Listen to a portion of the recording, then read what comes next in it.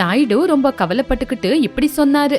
உங்களால இத்தனை வருஷமா நான் சேர்த்து வச்ச பணம் நகை எல்லாமே போச்சு. ஒரு வாட்டியாவது நீங்க யோசிச்சிங்களா பணம் கொடுத்துட்டா நாங்க என்ன பண்றதுன்னு? உங்களாலதான் எல்லாமே நாசமா போச்சு. நீங்க ஏதாவது சாப்பிட்டு நாசம் பண்ணீங்களா? அது கூட இல்ல. இப்படி இழந்துட்டு நிக்கிறோம். திருடனை வீட்டுக்கு கூப்பிட்டு மரியாதை பண்ணி கொடுத்திருக்கீங்க. அவங்களுக்கு திருடனை எப்படி பிடிக்கிறதுன்னு ஒண்ணுமே 3 பேருக்கும் தெரியாதுங்க. ஆமாண்டா, 3 பேரும் சேர்ந்து காசு கொடுத்திருக்கீங்க. ஒரு தடவையாவது யோசிச்சிங்களா அப்பாவை கேட்டு குடுக்கலாமா வேண்டாவான்னு? அப்படிதான் யோசிச்சோம்ப்பா. ஆனா நீங்க கொடுத்தா ஒன்னும் சொல்ல மாட்டீங்கன்னு நினைச்சோம். அவன் காத்து மாதிரி வந்து பேய் மாதிரி மாயமாயிட்டான். அப்போ மாமாவ பேயின்னு சொல்றீங்களா அப்பா?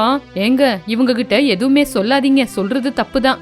ஆமா, இவங்க கிட்ட எதுவுமே சொல்லக்கூடாது. இவனுங்களுக்கு என்ன பண்றதோ அப்படின்னு சொன்ன உடனே 3 பேரும் வெளியே வந்து பேச ஆரம்பிச்சாங்க. அப்பா அம்மா நம்ம தங்க நகையெல்லாம் கொடுத்துட்டோன்னு ரொம்ப கவலைப்படுறாங்க. கவலைப்படுறது மட்டும் இல்லன்னு மாமாவை திருடன்னு சொல்றாங்க. ஆமா அண்ணன், மாமாவை திருடன் பேயின்னு சொல்றாங்க. நம்ம மாமா வீட்டுக்கு போய் மாமாவை தேடி கண்டுபிடிச்சு கூட்டிட்டு வரலாம், அப்பதான் அப்பா அம்மா நம்புவாங்க. அப்படி சொல்லி அவங்க 3 பேரும் மாமாவை தேடுறதுக்காக கிளம்புனாங்க. அவங்க ஊரை விட்டு ரொம்ப தூரம் வந்திருந்தாங்க. இப்படி அவங்க நடந்து போய்கிட்டு இருக்கும்போது வழியில ஒருத்தன் அவங்கள பார்த்தான். அண்ணா, அங்க பாருங்க, ஒரு ஆள் இருக்கிறாரு. அவர்கிட்ட கேட்டு பார்க்கலாமா நம்ம மாமாவை பத்தி தெரியுமா அப்படின்னு? சரி தம்பி, அவனை நிறுத்து. நில்லுங்க. என்ன ஆச்சு? என்ன எதுக்காக நிறுத்துறீங்க? எங்களுக்கு எங்க மாமா வீட்டுக்கு போகணும், நீங்க வழிய சொல்லுவீங்கன்னு நிறுத்தணும். ஆமா, யாரு உங்க மாமா? அவரோட பேர் என்ன? எங்க மாமா பேரு தானையா. இந்த ஊர்ல அந்த மாதிரி பேர் இருக்கிறவங்க யாருமே இல்ல. டேய், முழு பேரு சொல்லுடா. கொஞ்சமா சொன்னா எப்படிடா தெரியும்? டேய், முழு பேரு சொன்னா தப்பாயிடும்னு அப்பா சொன்னாரு இல்லடா, அதனால தானையான்னு மட்டும் சொல்லு. அவங்க ஊரு எதுனாச்சு உங்களுக்கு தெரியுமா? சரி, இப்படியே நடந்து போங்க. வழியில யாராவது கிடைச்சா அவங்க கிட்ட கேட்டுக்கிட்டே முன்னாடி போங்க. சரி. ஆமாண்டா, மாமாவது என்ன ஊருன்னு நீயாவது கேட்டியா? என் ஊர்ல எனக்காக என் பொண்டாட்டி பசங்க காத்துக்கிட்டு இருப்பாங்கன்னு மாமா சொன்னாரு. ஒருவேளை அவங்க ஊரு பேரு என் ஊரா இருக்கும். அப்ப சரி, இனிமே வழியில யாரு கிடைச்சாலும் என் ஊர்ல தானைய மாமா எங்க இருக்காரு கேட்கலாம். அப்படி கேட்ட உடனே மாமா கிடைச்சிருவாரு அப்படின்னு சொல்லி அங்கிருந்து முன்னாடி போனாங்க. நாயுடு பவானி பசங்க காணாததுனால 2 பேரும் பசங்க எங்க போனாங்கன்னு கவலைப்பட்டுக்கிட்டு இருந்தாங்க. ஏங்க, இவங்க 3 பேரும் எங்க போனாலும் சொல்லிட்டு தான் போவாங்க. ஆனா இன்னைக்கு சொல்லாம போயிட்டாங்க. உங்ககிட்ட சொன்னாங்களா? என்னவோ பவானி, இவங்க 3 பேரும் எனக்கு எதுவுமே சொல்லல. ஆமாங்க, எனக்கு கூட ரொம்ப பயமா இருக்கு. வெயில் வேற அதிகமா அடிக்குது. பசங்க ஒண்ணுமே சாப்பிடல. பாவங்க, எங்க போய் எங்க அலையிறானுங்களோ தெரியலையே. இப்படி 3 பேரும் முன்னாடி நடந்து போய்கிட்டு இருக்கும்போது ஒரு ஊரு வந்துச்சு. இப்படி ரொம்பவே சோர்வானதுனால ஒரு மரத்துக்கடியில உக்காந்துக்கிட்டு பச்சை தண்ணிய குடிக்கணும்னு யோசிச்சாங்க. வெயில் அதிகமா இருந்ததுனால கிருஷ்ணய்யா மயக்கம் போட்டு அங்கே படுத்துக்கிட்டான். ஊருக்கு யாரோ புதுசா வந்திருக்காங்கன்னு நினைச்சுக்கிட்டு அந்த ஊரு ஜனங்க அவங்கள பாக்குறதுக்காக அங்க வந்தாங்க. ஐயோ, தம்பி மயக்கம் போட்டு விழுந்துட்டான், யாராவது தண்ணி கொண்டு வரீங்களா? அப்போ அங்கே இருந்தவன் ஒருத்தன் பச்சை தண்ணிய கொண்டு வந்து குடுத்தான். அந்த பச்சை தண்ணிய குடிச்சிட்டு அவன் எந்திரிச்சு உக்காந்து சமாதானம் படுத்திக்கிட்டான். அப்போ அந்த ஊரோட பெரிய மனுஷன் இப்படி சொன்னாரு. நீங்க யாரு? எங்க இருந்து வந்திருக்கீங்க? நாங்க எங்க மாமாவை தேடிக்கிட்டு வந்திருக்கோம். எங்க அப்பா எங்க மாமாவை கையோட கூட்டிட்டு வர சொன்னாங்க. அவங்க 2 பேருக்குள்ள இருக்கிற சண்டைய நாங்க சரி பண்ணணும். ஓஹோ, அப்படியா? ரொம்ப நல்லது. சரி, இவனுக்கு உடம்புக்கு ரொம்ப முடியல இல்ல, இங்க பக்கத்திலே ஒரு வைத்தியர் இருக்காரு. அவரு இவனுக்கு மருந்து கொடுப்பாரு. அந்த மருந்தை சாப்பிட்டுட்டு கொஞ்சம் ஓய்வு எடுத்துட்டு அதுக்கப்புறம் போய் உங்க மாமாவை தேடுங்க. அப்பதான் உங்களுக்கு ஊருக்கு போறதுக்கும் சரியா இருக்கும். சரிங்க, ரொம்ப ரொம்ப நன்றி எங்களுக்கு இவ்வளோ தூரம் உதவி பண்ணதுக்கு. சரி, பரவாயில்ல. சரி, இவனை ரொம்ப பத்திரமா பாத்துக்குங்க. அப்படி சொல்லி அங்கிருந்து எல்லாருமே கிளம்பி போனாங்க. அப்போ கிருஷ்ணய்யா கொஞ்சம் மயக்கம் தெளிஞ்சு எந்திரிச்சு உக்காந்தான். பாடா, போய் மருந்து வாங்கிட்டு வந்து தம்பிக்கு குடுக்கலாம். வைத்தியர்கிட்ட தம்பிய காட்டினாதானடா மருந்து கொடுப்பாங்க. வைத்தியரோட வீடு இங்கதான் பக்கத்துல அப்படின்னு சொன்னாங்கல்ல, தம்பிய கூட்டிட்டு போலாம். அப்படி சொல்லி 3 பேர் அங்கிருந்து கிளம்பி போனாங்க. அம்மா, என் தம்பிக்கு உடம்பு சரியில்லை, மருந்து குடுக்கணும். அந்த குரலை கேட்டு உள்ள இருந்து சாந்தம் வந்தா. என்னங்க வேணும்? அவங்கள பார்த்த உடனே கேசவையா கண்ணை கூட சிமிட்டாம அவங்களையே உத்து பாத்துக்கிட்டு இருந்தான். என் தம்பி இந்த வெயிலுக்கு மயக்கம் போட்டு விழுந்துட்டான். ஏதாவது மருந்து கொடுத்தீங்கன்னா ஊருக்கு கூட்டிட்டு போவ எங்களுக்கு உதவியா இருக்கும். அதுக்குதான் வந்தோம். சரிங்க, நான் ஒரு மருந்த குடுக்கறேன், அதை இவருக்கு கொடுங்க. என்னடா கேசவா அப்படி பாத்துக்கிட்டு நிக்கிற? நீ பாத்தியா அவங்க போட்டிருக்கிறது அம்மாவோட காசு மாலை மாதிரியே இருந்துச்சு. டேய், காசு மாலை எல்லாமே பாக்குறதுக்கு ஒரே மாதிரி தான் இருக்கும், உனக்கு தெரியாதாடா? என்ன அப்படி இல்ல, நம்ம அம்மாவோட காசு மாலையில ஒரு காசு விழுந்து போயிருக்கோம். இவங்க போட்டிருக்கிற காசு மாலையில கூட அதே இடத்துல காசு விழுந்து போயிருக்கண்ணே. அப்படியா? நான் கவனிக்கலையேடா. பரவாயில்லடா, ஒரு தடவை கேட்டு பார்க்கலாம். நம்ம தானைய மாமா இங்கே இருந்தா. சரிடா, கேட்டு பார்க்கலாம். ஒருவேளை இங்க இருக்கிறது நம்ம மாமாவா இருந்தா அவர்கிட்ட போய் பேசிட்டு கல்யாணம் பண்ணிக்கிட்டு போறதா? என்னன்னா சொல்ற? வேற என்னடா பண்றது? நல்ல சுத்தமா போனா மருமகன் தான் வந்திருக்கான்னு சொல்லுவாங்க. உண்மைதான் அண்ணா. அம்மா, உங்களுக்கு தானையான்னு யாரையாவது தெரியுமா? சொல்லுங்க, எங்க வீட்டுக்கார பேரு தானையா தான். ஏ கிருஷ்ணா, நீ மயக்கம் போட்டது நல்லதாச்சுடா. நம்ம அத்தை மாமா கிடைச்சிட்டாங்கடா.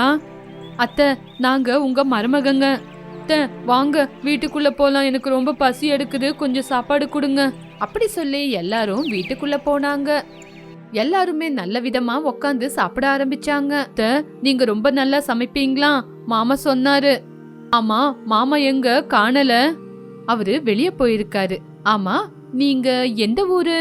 எங்களுது லக்ஷ்மிபேட்டை அத்தை. மாமா சொன்ன மாதிரியே நீங்க ரொம்ப நல்லா சமைக்கிறீங்க, வயிறு ரொம்பி போச்சு. இப்படி 3 பேரும் சாப்பிட்டு முடிச்சிட்டு கொஞ்ச நேரம் ஓய்வெடுக்கலாம் அப்படின்னு யோசிச்சாங்க. ஆமா, எங்க அண்ணி எங்க? உங்களுக்கு ஒரு விஷயம் தெரியுமா? எங்க அண்ணன் உங்க வீட்டு மருமகன். என்னது, மருமகனா? ஆமா, எந்த அண்ணி வேணும் உங்களுக்கு? எந்த அண்ணின்னு கேக்குறீங்க அத்தை? உங்க பொண்ணுதான். என் பொண்ணுக்கு இப்பதான்ப்பா 5 வயசு. அத்தை, நீங்க மறந்துட்டீங்க போல. நாங்க கேக்குறது உங்க சின்ன பொண்ணு கிடையாது, பெரிய பொண்ணு. எங்களுக்கு 2 பொண்ணுங்க கிடையாது, இருக்கிறது ஒரே பொண்ணுதான். ஐயோ, எங்க பொண்ண பத்தி நாங்களே மறந்துருமா? அது என்ன, மாமா தான் சொன்னாரு உங்க வீட்ல 16 வயசுல லக்ஷ்மின்னு பொண்ணு இருக்கான்னு. எங்க வீட்ல லக்ஷ்மின்னு பசுமாடு தான் இருக்கு. அத்தை, கல்யாணத்துக்கு அப்புறம் மாடு பணத்தை பத்தி அப்புறமா பேசலாம். மாமா வந்ததுக்கு அப்புறம் பேசிக்கலாம் அத்தை. இப்படி சரியா அதே நேரத்துல தானையா வீட்டுக்கு வந்தா. இந்த 3 பேரை பார்த்து ஆச்சரியப்பட்டான். ஏய், மாமா வந்துட்டாருடா.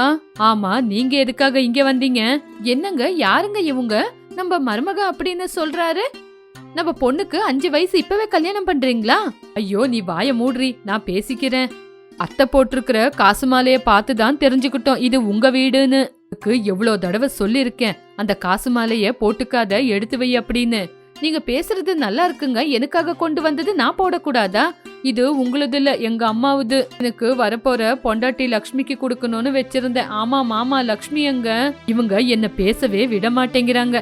கொஞ்ச நேரம் இருங்க, என்ன பேச விடுங்க. அதெல்லாம் அப்புறம் மாமா, முதல்ல என் கூட எங்க வீட்டுக்கு வாங்க. எங்க அப்பா உங்களை நல்லவங்கன்னு சொன்னா நம்ப மாட்டேங்கிறாங்க. கொஞ்சம் இருங்க, முதல்ல என்ன நடந்துச்சுன்னு சரியா சொல்லுங்க. நான் சொல்றேன் அத்தை, நான் சொல்லலாம்ல. நீ சொல்றதுக்கு என்ன இருக்கு? இப்படி தானையா ரொம்பவே கவலைப்பட்டுக்கிட்டு இருந்தான். முதல்ல அவங்க சொல்லட்டும், நீங்க சும்மா இருங்க. மாமா ஒரு நாள் எங்க வீட்டுக்கு வந்தாங்க. மாமா கையில நகைய கொடுத்து விட்டோம். திருடங்க அதிகமா இருப்பாங்க, பாத்து போங்கன்னு சொன்னோம். ஆமாதான், உங்க பொண்ண எங்க அண்ணனுக்கு கல்யாணம் பண்ணி குடுக்கறேன்னு சொன்னாரு. எங்க அப்பா கிட்ட மாமா வந்திருந்தாரு அப்படின்னு சொன்னா நம்ப மாட்டேங்கிறாங்க. அதுக்குதான் மாமாவை கூட்டிட்டு போய் காட்டணும். அத்தை, நீங்க போட்டிருக்கிற காசு மாலை கூட எங்க அம்மாவுது. அப்போ நீங்க அன்னைக்கு எனக்கு கொடுத்தது இவங்க பணமா? இவங்களோட நகையா? உங்க முதலாளி கொடுத்தாரு அப்படின்னு தானே சொன்னீங்க. நீங்க நல்ல வேலை செய்றீங்கன்னு கொடுத்தாங்கன்னு சொன்னீங்க. இவங்கள மோசம் பண்ணி தான் கொண்டு வந்தீங்களா? நம்ம பொண்ணு இவருக்கு கொடுத்து கல்யாணம் பண்றேன்னு சொல்லிருக்கீங்க. அவங்கள ஏமாத்தின மாதிரி என்னையும் ஏமாத்திட்டீங்களா? சாந்தி, நான் எப்பவாவது அப்படி செஞ்சிருக்கேனா? நான் இவங்க ஊருக்கு ஒரு வேலையாதான் போனேன். இந்த 3 முட்டாளனுங்க என்ன கூட்டிட்டு போய் இப்படி பண்ணிட்டானுங்க. இதுல நான் எந்த தப்பையும் செய்யல. ஏதோ ஒரு கதை சொன்னேன், அதுக்காக இவனுங்க பணம் நகையை எனக்கு கொடுத்து என்ன இங்க அனுப்பி வச்சுட்டானுங்க. அவங்கள பார்த்து கவலைப்படாத, உங்களோட நகை பணத்தை அவங்களுக்கே கொடுத்து விட்டுரு. நாங்க ஒன்னும் முட்டாளுங்க கிடையாது, நீங்க தான் பொண்ணை கொடுக்குறீங்கன்னு மோசம் பண்ணிட்டீங்க. இங்க பணம் நகை எல்லாம் கொடுங்க, எங்க அப்பா எங்களை திட்டுறாங்க அப்படின்னு சொல்லி 3 பேரும் பண நகைய வாங்கிக்கிட்டு வீட்டுக்கு வந்தாங்க. வந்துட்டீங்களாப்பா? நீங்க எங்க போனீங்கன்னு நாங்க கவலைப்பட்டுக்கிட்டு இருந்தோம். எங்கப்பா போனீங்க? இவ்வளோ நேரமாச்சு. போகும்போது சொல்லிட்டு போயிருக்கலாம்ல. நான் எவ்வளவு பயந்துட்டேன் தெரியுமா? அம்மா, மாமாவை பார்த்து காசு வாங்கிட்டு வரலான்னு தான் போயிருந்தோம். அப்பா, நீங்க சொன்னது உண்மைதான். மாமா மோசமானவரு. உங்களுக்கு பொண்ணே இல்லப்பா. இந்தாங்க, அவங்க கிட்ட இருந்து நம்ம பணம் நகைய வாங்கிட்டு வந்துட்டோம். நம்ம பசங்க ரொம்ப பெரியவங்களா வளர்ந்துட்டாங்க பவானி. கிட்ட பணம் நகை எல்லாமே வீட்டுக்கே திரும்பி கொண்டு வந்திருக்காங்க. புத்தி இல்லாதவங்க அவங்கள கேவலப்படுத்தி பேசக்கூடாது. கடவுள் எப்பவுமே அவங்க கூட தான் இருப்பாரு. இதுதான் இன்னையோட கதை. மறுபடியும் ஒரு நல்ல கதையோட மீண்டும் சந்திக்கலாம். ஷைலஜா தன்னோட புருஷன் செத்ததுனால கைலாஷபுரத்துல இருக்கிற தன்னோட வீட்ல உக்காந்து அழுதுகிட்டு இருந்தா. அப்போ நரேந்திர பூபதி அவரோட பொண்டாட்டியான துளசி அந்த பக்கமா போய்கிட்டு இருந்தாங்க. துளசி அவளோட புருஷனை இழந்துட்டு தனியா நிக்கிறா. இந்த வழியில தான் அவளோட வீடு. ஒரு தடவை போய் அவளை பார்த்து பேசிட்டு போலாங்க. சரி போலாம். ஆமா, துளசி அவளோட புருஷனை இழந்துட்டு நிக்கிறாளே, இன்னும் அவளுக்கு யாரு தோண? ஒரு பையன் கூட இருக்கிறான்ல? ஆமாங்க, எனக்கு என்னவோ தெரியல, துளசிய பார்த்து ரொம்ப நாள் ஆயிடுச்சு. சரி, உள்ள போய் பார்க்கலாம் வா அப்படின்னு சொல்லி அவங்க உள்ள வந்தாங்க. அப்படி உள்ள வந்து பார்த்தப்போ ஷைலஜா கவலைப்பட்டுக்கிட்டு உக்காந்துகிட்டு இருந்தா. ஷைலஜா, எப்படி இருக்க? நல்லா இருக்கியா? இன்னும் எவ்வளவு காலம்னு தான் இப்படியே கஷ்டப்பட்டுக்கிட்டு இருப்ப? என்ன வேற என்னம்மா பண்ண சொல்றீங்க? அவரு எங்களை விட்டுட்டு போயிட்டாரு. நான் வேலைக்கும் போறது இல்ல. இந்த பையனை என்னால படிக்க வைக்கவும் முடியல. இவன் ஸ்கூலுக்கு கூட போவாம கஷ்டத்தை புரிஞ்சுக்கிட்டு வீட்லயே இருக்கான். இப்படி இருக்கும்போது என் நிலைமைய பார்த்து கவலைப்படாம எப்படிமா இருக்கிறது? துளசி, நீ ரொம்ப காலமா தனியா தானே கஷ்டப்பட்டுக்கிட்டு இருக்க. வீட்டு வேலைக்கு ஷைலஜாவை நம்ம கூட வரலான்னு கேளு. இப்படி நம்ம குடுக்கற சம்பள காசு அவளுக்கு உபயோகப்படும்ல. ஷைலஜா, என் வீட்டுக்கு வந்து வீட்டு வேலை செய்றியா? நீ கஷ்டப்படுறல, அதுக்கு தான் கேட்டேன். நான் இப்படி கேக்குறேன்னு தப்பா நினைச்சுக்காத. உனக்கு சாப்பாடு போட்டு துணிமணி எல்லாம் எடுத்து கொடுக்கறேன். இதுல யோசிக்க என்னமா இருக்கு? நான் கஷ்டப்பட்டுக்கிட்டு இருக்கேன். நீங்க என்னையும் என் புள்ளையும் நல்லபடியா பாத்துக்கிறேன் அப்படின்னு சொல்றீங்க. கண்டிப்பா உங்க வீட்டுக்கு வரேம்மா. இப்படி ஷைலஜா நாள் முழுக்க துளசி வீட்டுல வேலை செஞ்சு சாயங்கால நேரத்துல தன்னோட பையனை கூட்டிக்கிட்டு வீட்டுக்கு போவா. இப்படி வந்த காசுல தன்னோட பையனை படிக்க வச்சுக்கிட்டு நல்லபடியா வாழ்க்கையை நடத்தணும்னு யோசிச்சுக்கிட்டு இருந்தா ஷைலஜா. இப்படி ஷைலஜாவோட பையன் பெரியவனாகி ஒரு நல்ல வேலைக்கு போய் வீட்டை கூட பாத்துக்கிட்டான். இப்படி இருக்கும்போது ஒரு நாள், அம்மா, நீங்க வேலை செஞ்சது போதம்மா. இவ்வளவு நாள் நீங்க எனக்காக கஷ்டப்பட்டு வேலை செஞ்சீங்க. இனிமே எனக்கு வேலை இருக்குல்ல, நான் உங்களை நல்லபடியா பாத்துக்கிறேன். சரிப்பா, நீ இப்படி கேட்கும்போது எனக்கு ரொம்ப சந்தோஷமா இருக்கு. ஆனா நம்ம கஷ்டத்துல இருக்கும்போது உதவி செஞ்ச பூபதி ஐயாவுக்கும் துளசி அம்மாவுக்கும் விஷயத்த சொல்லிட்டு வந்துடுறேன். அவங்க தானே நம்ம கஷ்டப்படும் போது நம்மளுக்கு உதவி செஞ்சாங்க. ஆமாமா, ஆமா. நான் படிக்கும்போது கூட எனக்கு எல்லா உதவியும் செஞ்சு என்ன கூட நல்லா படிக்க வச்சிருக்காங்க. போய் அவங்க கிட்ட சொல்லிட்டு வாமா. இப்படி ஷைலஜா சரின்னு சொல்லி பூபதி ஐயாவோட வீட்டுக்கு போய், அம்மா, இனிமே நான் வேலைக்கு வரமாட்டேன். என் பையன் இனிமே நீ வேலைக்கு போகாத, இன்னையில இருந்து உன்னை நான் பாத்துக்கிறேன் அப்படின்னு சொல்றாமா. சரி ஷைலஜா, இவ்வளவு நாள் நீ கஷ்டப்பட்டதெல்லாம் போதும். இப்பவாவது போய் ஓய்வெடுத்துக்கோ. உனக்கு எந்த கஷ்டம் வந்தாலும் நாங்க இருக்கிறோன்னு மறக்காத. சரிங்கம்மா, நான் கஷ்டப்படுற இத்தனை காலத்துல நீங்க தான் என்ன ரொம்ப நல்லா பாத்துக்கிட்டீங்க. நான் போயிட்டு வரேம்மா. நீங்க எப்பவுமே நல்லா இருக்கணும். இப்படி பேசிட்டு ஷைலஜா அங்கிருந்து கிளம்பி தன்னோட வீட்டுக்கு போகும்போது வீட்டுல நிறைய பேரு வந்திருந்தாங்க. யாருப்பா இவங்க? நம்ம வீட்டுக்கு எதுக்காக வந்திருக்காங்க? அம்மா, இவங்க பொண்ணு என் கூட தான் ஆபீஸ்ல வேலை செய்யறா. இவங்க என்னவோ உங்களை பார்த்து பேசணும்னு வந்திருக்காங்க. உங்ககிட்ட தான் பேசணுமா. வணக்கங்கம்மா. வணக்கங்கம்மா, நல்லா இருக்கீங்களா? நானும் சந்தனாவும் ஒரே ஆபீஸ்ல தான் வேலை செய்யறோம். ஒருத்தருக்கு ஒருத்தர் காதலிக்கிறோம். அத பத்தி பேசணும்னு தான் இவங்க எல்லாம் வந்திருக்காங்க. என்னப்பா நீ ஒரு வார்த்தை கூட எனக்கு சொல்லவே இல்லை. வீட்டு வரைக்கும் கூட்டிட்டு வந்திருக்க? இல்லம்மா, கல்யாணத்துக்கு இன்னும் 10 நாள் தான் இருக்கு. அதுக்கு தான் வந்திருக்காங்க. என்னப்பா, நீயே முகூர்த்தத்தை பாத்துட்டியா? ஆமாமா, டைமே இல்ல. இன்னும் 10 நாள் தான் இருக்கு. நீங்க உங்க புருஷன் எவ்வளோ நல்லவங்க. உங்க புருஷன் சம்பாதிச்சு வச்ச காசை பையனோட படிப்புக்கு அப்படின்னு எடுத்து வச்சு உங்களோட கஷ்டத்துக்கு உபயோகப்படுத்தாம எப்படி பையனை படிக்க வச்சிருக்கீங்க? இந்த விஷயத்த உங்களுக்கு யாருங்க சொன்னது? உங்க பையங்க உங்களை பத்தி உங்க புருஷனை பத்தி நிறைய சொல்லியிருக்கான். நாங்க இன்னும் கிளம்புறோம், கல்யாண வேலை நிறைய இருக்கு, எல்லாம் செய்யணும்ல. சரிங்க, போயிட்டு வரோம். சரின்னு சொல்லி அவங்க 2 பேரும் அங்கிருந்து கிளம்பி போன உடனே ஷைலஜா சுரேஷை பார்த்து, என்னப்பா நடக்குது? அவங்க பாட்டுல வந்து கல்யாணம் அப்படி இப்படின்னு ஏதோ சொல்லிட்டு போறாங்க. நான் வேலைக்கு போய் சேர்ந்ததுல இருந்து அந்த பொண்ணை காதலிக்கிறேம்மா. அவங்க கொஞ்சம் பணம் இருக்கிறவங்க, அவங்க அப்பா கூட எங்க கல்யாணத்துக்கு சம்மதிச்சிருக்காங்க. அதுக்குதாம்மா நான் கூட உங்களை வேலைக்கு போகக்கூடாதுன்னு சொல்லிட்டேன். சரிப்பா, உன் இஷ்டம். அப்படி சொல்லி பூபதி ஐயாவோட வீட்டுக்கு போனாங்க. நடந்த விஷயமெல்லாம் துளசிக்கு சொன்னாங்க. இங்க பாரு ஷைலஜா, நீ ரொம்ப நல்லவளா இருக்காத. உன் பையனுக்கு கொஞ்சம் புத்திய எடுத்து சொல்லணும். நீ எதுவுமே சொல்ல மாட்டேங்கிற. அதுக்கு தானே அவன் இப்படி நடந்துக்கிறான். அவன் இஷ்ட பிரகாரம் செஞ்சுக்கிட்டு இருந்தா நீ இவ்வளவு நாள் கஷ்டப்பட்டதுக்கு என்ன பலன் இருக்கு? அவன் என் பேச்ச கேட்க மாட்டேங்கிறாமா. அவன் இப்படி இருக்கான்னு அந்த விஷயத்த உங்களுக்கு சொல்றதுக்காக தான் இவ்வளவு தூரம் வந்தேன். சரி ஷைலஜா, நீ பார்த்துப்போ. இப்படி கொஞ்ச நாள்லயே ஷைலஜா அம்மாவோட பையனான சுரேஷுக்கும் சந்தனாவுக்கும் கல்யாணமாச்சு. அத பார்த்து ஷைலஜா சந்தோஷப்பட்டா. என்னம்மா வீடு எப்படிமா இருக்கு? பரவாயில்ல, நல்லாதான் இருக்கு அப்படின்னு பதில சொல்லி அங்கிருந்து தன்னோட ரூமுக்கு போயிட்டா. சின்ன பொண்ணு தானே, எல்லாமே நிதானமா புரிஞ்சுக்குவா அப்படின்னு சும்மா ஆயிட்டாங்க. இப்படி மறுநாள் காலையில எந்திரிச்சு எல்லா வேலையும் செஞ்சாங்க. அப்படி கொஞ்ச நேரம் ஆனதுக்கு அப்புறம் சந்தனா எந்திரிச்சு வந்தா. என்னம்மா வேணும் சொல்லு. எனக்கு காஃபி வேணும். என் காஃபிய நானே செஞ்சுக்கிறேன். எனக்கு நான் செஞ்சாதான் காஃபி பிடிக்கும். இப்படி கிச்சனுக்கு போய் அவளுக்கும் அவ புருஷனுக்கும் காஃபி போட்டுக்கிட்டு ரூமுக்கு போயிட்டா.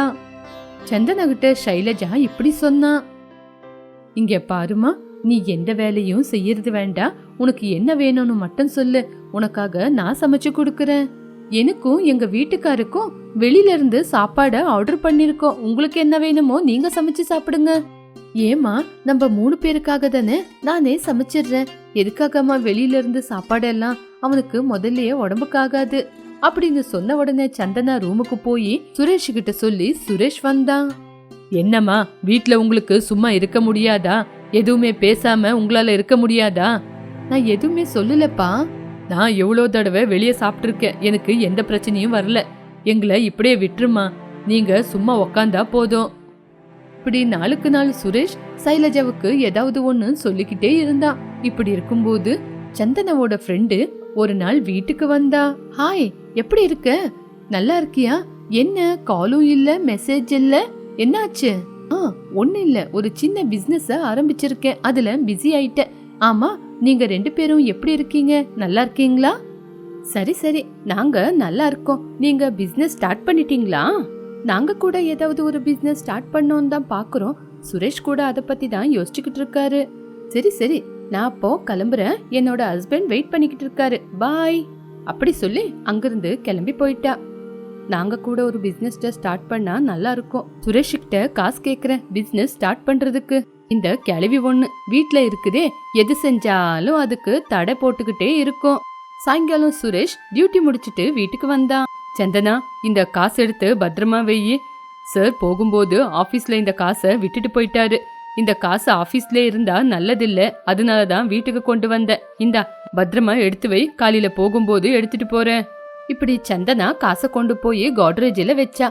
சுரேஷ் சந்தனா காலையில எந்திரிச்சு காசை மறந்துட்டு 2 பேரும் வேலைக்கு கிளம்பி போயிட்டாங்க. ஐயோ சந்தனா, காசை வீட்லயே வச்சுட்டு வந்துட்டேன். பாஸ் வந்ததுக்கு அப்புறம் போய் எடுத்துட்டு வாங்க. சுரேஷ் வீட்டுக்கு போய் பார்க்கும்போது அந்த பெட்டில பணம் இருக்கல. உடனே சுரேஷ் சந்தனாவுக்கு கால் பண்ணி அவளை வீட்டுக்கு வர சொன்னான். எங்க என்னாச்சு? அவ்வளவு அர்ஜென்ட்டா வீட்டுக்கு வர சொன்னீங்க? நான் உனக்கு காசு எடுத்து வையின்னு கொடுத்தனே, இப்ப அந்த காசு சூட்கேஸ்ல இல்ல. நீங்க கொடுத்த உடனே காசை பத்திரமா தாங்க எடுத்து வச்சேன். நம்ம ஆபீஸுக்கு போனதுக்கு அப்புறம் நைட்டு இல்லனா காலையில யாராவது கொண்டு போயிருப்பாங்களா? இத பத்தி அப்புறமா யோசிக்கலாம். முதல்ல நம்ம சேர்த்து வச்ச காசுல இருந்து சருக்கு எடுத்து கொடுத்துடுறேன். அப்படி சொல்லி பாஸுக்கு காசை கொண்டு போய் கொடுத்து வீட்டுக்கு வந்தான். என்ன சந்தனா, வீட்ல காசு எடுத்து வச்சிருந்தா அது எப்படி காணாம போகும்? போனா சூட்கேஸோட தான் போகணும். திருடங்க வந்திருந்தா காசை எடுத்துக்கிட்டு சூட்கேஸை தூக்கி போட்டுட்டு போயிருப்பாங்க. இது உண்மையிலேயே வீட்ல யாரோ செஞ்ச வேலையா கூட இருக்கலாங்க. முதல்ல நீங்க உங்க அம்மாவை கூப்பிட்டு கேளுங்க, எப்படி உங்க அம்மாவுக்கு செலவுக்கு நீங்க காசு கொடுக்கறது இல்ல? சுரேஷ் உடனே அவனோட அம்மாவை கூப்பிட்டான். என்னப்பா, ஏன் கூப்பிட்ட? நேத்து நான் ஆபீஸ்ல இருந்து காசை கொண்டு வந்து வச்சிருந்தேன், நீங்க ஏதாவது எடுத்தீங்களா? அப்படியாப்பா, காசை பத்தி எனக்கு எதுவுமே தெரியாது. நீ கொண்டு வந்து வச்ச விஷயம் கூட எனக்கு தெரியாது. நீ சொல்லும் போதுதான் தெரியுது. இதுக்கு முன்னாடி கூட கொண்டு வந்து வச்சிருக்கேன். அப்பெல்லாம் இப்படியே ஆச்சு? அப்ப எல்லாம் நீங்க வேலை செஞ்சுக்கிட்டு இருந்தீங்க, உங்க கையில காசு இருந்துச்சு. இப்ப நீங்க வேலைக்கு போறது இல்ல, உங்களுக்கு காசோட தேவை இருக்குல்ல. சந்தனாக்கு அவளோட சம்பளம் வருது, அதனால அவளுக்கு காசு தேவையில்லை. உங்களுக்கு காசு வேணும்னா என்ன கேட்கலாம்ல. இப்படி ஆபீஸ் காசு எடுக்கிற தேவை என்ன இருக்கு? என்னப்பா அம்மாவை பார்த்து இப்படி எல்லாம் சொல்ற? அம்மா அந்த மாதிரி செய்வேனா? நான் திருடியாடா? என்னை இப்படி எல்லாம் சொல்லாதடா. இப்படி சொன்னா நான் வீட்டை விட்டு போயிடுவேன். இப்படி ஷைலஜா ரொம்பவே கவலைப்பட்டு வீட்டை விட்டு துளசி அம்மா வீட்டுக்கு போய் சேர்ந்தா. என்ன ஷைலஜா, இந்த நேரத்துக்கு வந்திருக்க? என்ன ஆச்சு? என்ன விஷயம்? அம்மா, என் புள்ள என்னை பார்த்து திருடின்னு சொல்றான். எனக்கு கஷ்டமாயிடுச்சு, அதனாலதான் இங்க வந்தேன். நான் உனக்கு எவ்வளோ தடவை சொல்லிருக்கேன் நல்லதுக்கு காலம் இல்லைன்னு. ஆனா நீ என் பேச்ச கேட்கல. இப்ப பாத்தியா? புள்ள புள்ளன்னு தலைமையில வச்சு கொண்டாடின. இதுக்கப்புறம் நீ எங்கேயுமே போவாத, என் கூடியே இரு, சொன்ன பேச்சு கேளு. என்னால முடிஞ்சதை போடுற, 2 பேரும் சேர்ந்து வீட்லயே இருக்கலாம். எங்க வீட்ல நீ வேலை செய்யும் போது எவ்வளவு நல்லா இருந்த, இப்ப என்ன இப்படி ஆயிட்ட?